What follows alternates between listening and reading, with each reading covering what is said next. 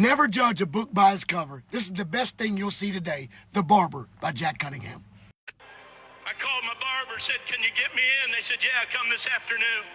I went to the barber shop, so happy and pleased I was going to get a good haircut from a barber I trust. And when it came time for my appointment, the receptionist come out and said, Mr. Cunningham, I'm sorry, but your barber had to leave on an emergency. He's not here today, but Julie can cut your hair if you want her to. And I thought, well, I'm here. I need a haircut. Julie will be just fine. About 2 minutes later, a girl stepped around the petition. She had hair that was sticking straight up in spikes. Some of it was purple, some of it was blue, some of it was yellow, some of it was orange. That girl must have had 100 piercings in her face, all around her ears, her lips, her nose. I mean, in the sides of her eyes, she was all pierced up. And under the piercing was all kind of painting. She had on polka dot pants and a plaid shirt. She had on 2 different color socks, and her shoes didn't match.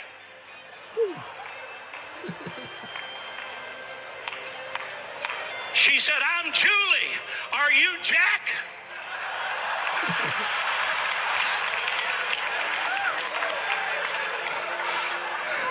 If it wasn't for wanting to please God, I'd have said, no, ma'am. Jack said, tell you he had to leave.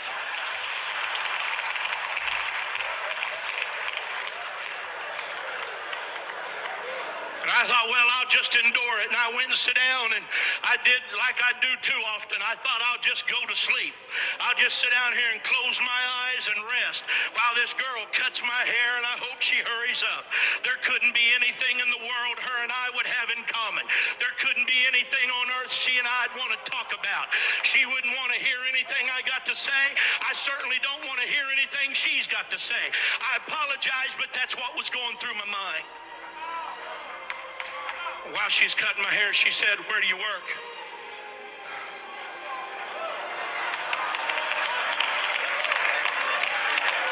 So I work over here at the World Evangelism Center. Go to the end of I-70 and right where it butts into 270, that big building right there. And she said, oh yeah, I was there the other day. I said, you were at World Evangelism Center the other day? She said, yeah, you have a bookstore in there, don't you? I said, yes, ma'am. She said, my mama is a cocaine addict. My uncle is a hopeless cocaine addict.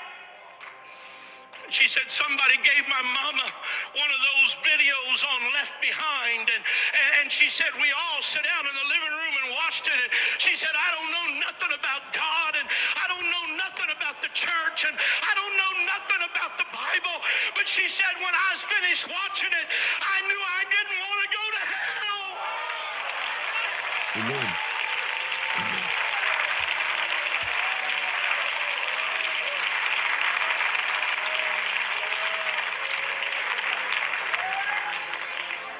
She said, I went to your bookstore and bought a Bible. She said, I don't know how else to find out anything about God. She said, I just bought a Bible and I'm going to start reading it through. She said, I've had it 2 days now. I've already read. And she named some books that she had been reading from. But she said, I really don't understand anything about it. And when I looked in the mirror, tears are streaming down her face. The other people that are cutting hair have quit cutting hair. And now they're listening to her talk. And some of them got tears in their eyes. And when I got up out of that chair, I said, Julie, I want to apologize to you for not telling you about Jesus. I said, but if you'll stay here, I'm going to go to my office and get a Bible study. And me and you's going to sit out there on that park bench, and I'm going to give you a Bible study and help you know about Jesus. If you enjoyed that, send that to a friend. Never judge a book by its cover. The Haircut.